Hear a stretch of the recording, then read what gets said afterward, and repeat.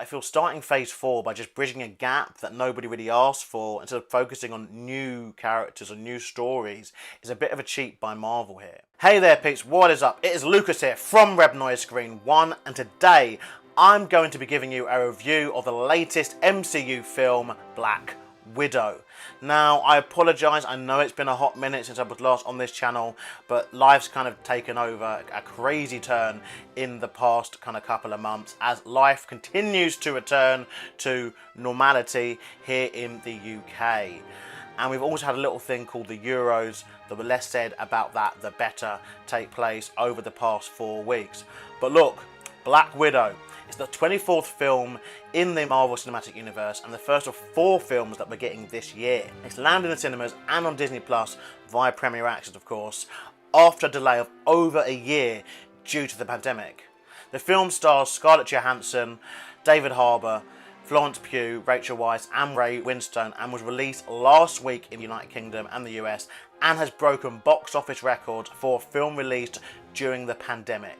Though we must state here that a lot of states in America, the cinema market there is back to basically normal. So I don't know how long we can keep saying pandemic era of cinema, but nevertheless that's what's being reported.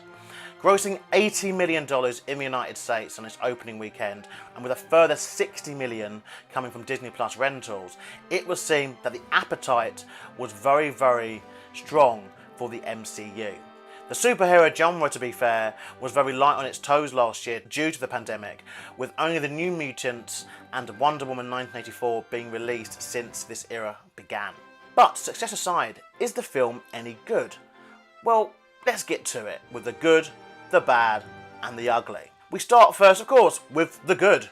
The good here is that the film looks superb on the big screen. There's a certain level of finesse that the MCU has, and that makes their films look, on the most part, very good visually. I feel also that the films released since cinemas reopened have, on the most part, been smaller scale affairs, a lot of dramas, for example. So it's good to see a big blockbuster film on the big screen as it should be.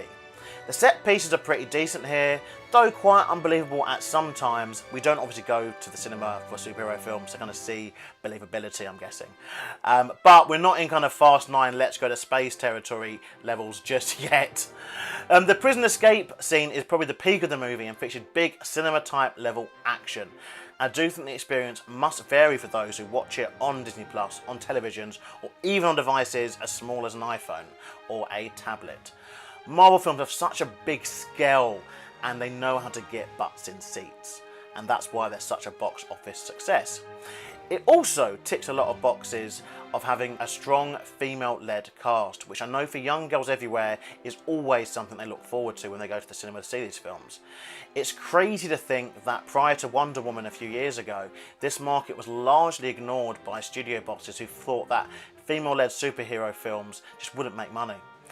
And we also have a sort of what I'd call the Frozen effect going on here, as they cast Florence Pugh brilliantly to play a character who's very, very different to Natasha, and thus allowing the marketing to target 2 different groups of girls at the same time and get them both into the cinema together enjoying this film. Good chemistry here, and Pugh is generally quite funny as Yelena.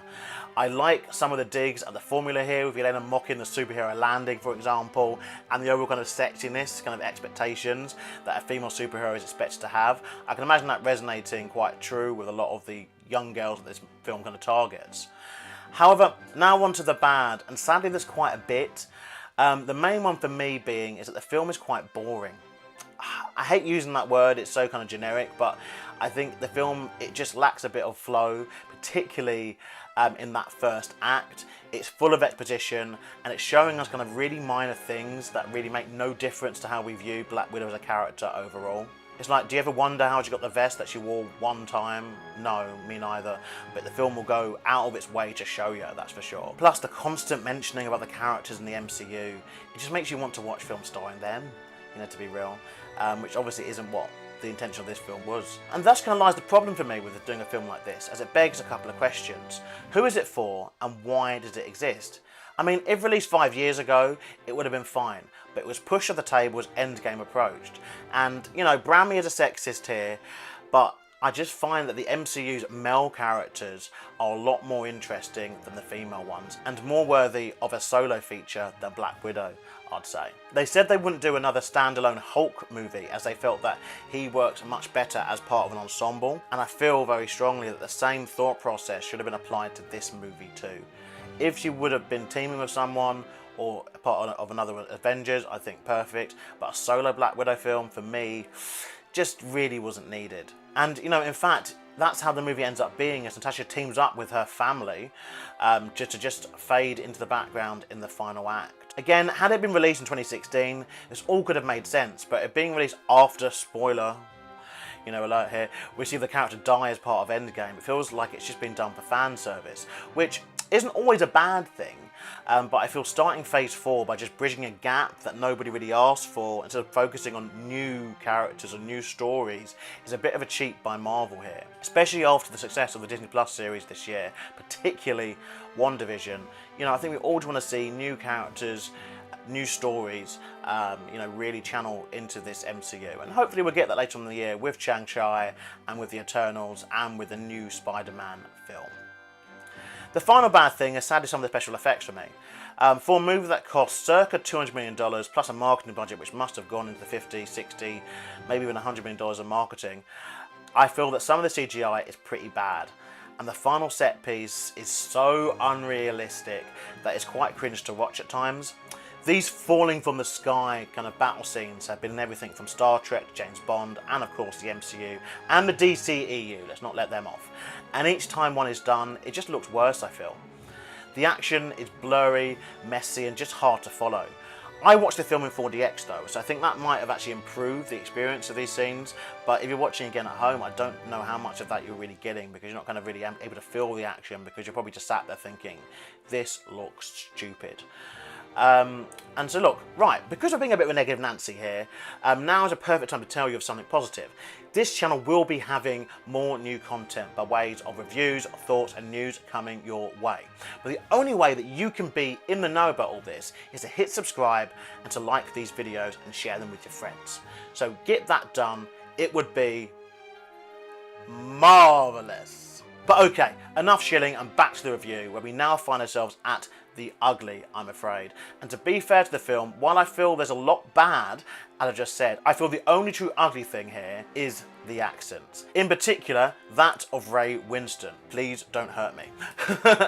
Of the other characters played by our main cast, their 70s Bond villain style accents, you know, there's even a clip of James Bond in the film.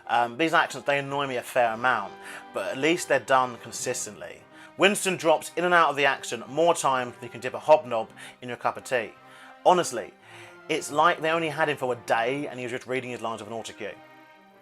Sticking with Winston, please again don't hurt me Ray, I feel he's dreadfully miscast here, as the MCU is now basically the only way to be in a big feature film for most actors, and so their agents probably sign them up as soon as they hear the M over the phone. But casting Winston as anything but British is kind of a really, really bad move, I'd say. And a real unforgivable sin of cinema, I'd say. He's also not given much to work with as a bad guy here, and in fact we barely even see him in the movie. Perhaps his accent was so bad. I generally forgot he was the bad guy until the final act, where some nonsense about his daughter is rushed into the plot. Maybe if Feige had stopped trying to force little minute Easter eggs into the picture that nobody but him gives a damn about, we could have had more screen time for the villain. So, the final verdict then.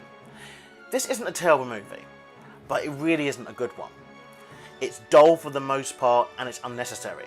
It's saved by the strong performances of most of its cast. In particular, a shout out for Florence Pugh here, and she's fantastic as Yelena and has some genuinely funny lines in this picture.